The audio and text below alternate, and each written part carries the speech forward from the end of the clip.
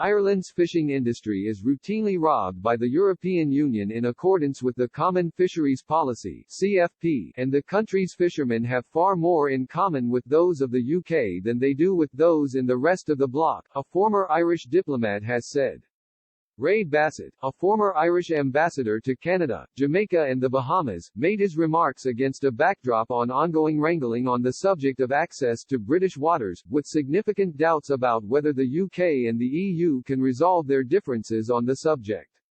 Eurosceptic Mr. Bassett, who wrote about the issue in his recent book, Ireland and the EU Post-Brexit, told Express.co.uk the Irish fishing industry was currently allocated somewhere between 16 and 20% of the fish catch in Irish territorial waters.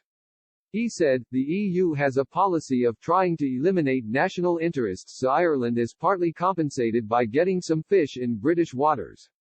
If they had a much bigger share of the total allowable catch in their own waters, they would be less in need of fishing in the UK waters.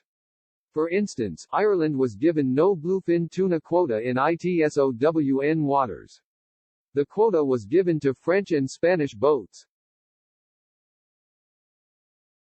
Tuna is a very lucrative species and one which is rapidly increasing in our seas.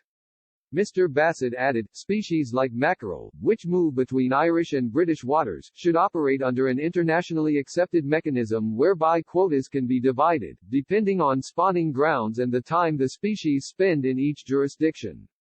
The EU refuses to use this mechanism with the UK.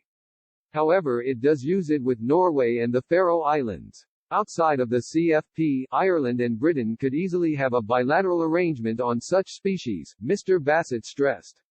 He explained, it is true that Ireland has much more in common with the UK on fishing than it has with continental Europe. It is staggering that Irish politicians, especially Foreign Minister Simon Coveney, are such big defenders of the CFP. It is an excellent example of them putting EU interests in rubbing out national boundaries before the interests of the industry in Ireland. Mr. Bassett said, Ireland should be leading the call for the ending of the CFP, which was only introduced to rob the UK, Ireland and Norway of their fishing resources at accession. As you know, Norway refused to go along with the robbery and Greenland withdrew from the EU over fisheries.